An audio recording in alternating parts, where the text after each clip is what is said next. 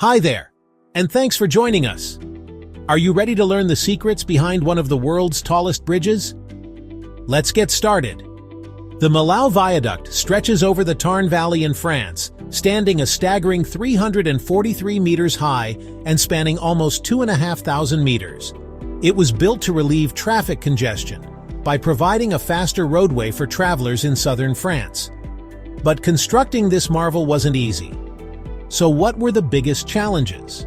First up, constructing the piers was a formidable task. These were made using high-performance concrete poured in situ and using climbing formwork. Then there was the huge steel pylons to install on top of these piers for anchoring the stay cables. Segments for these were built on the ground, hoisted up to the bridge deck, where they were bolted and welded together. But what about the installation of the bridge deck? The answer? An advanced hydraulic bridge deck launching system developed by Enerpac, the unsung hero behind this engineering feat.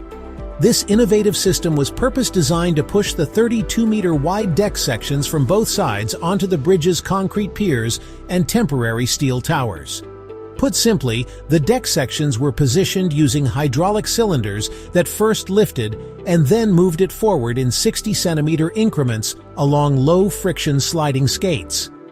And an adjustable nose structure at the end of the deck ensured a smooth landing on each pier.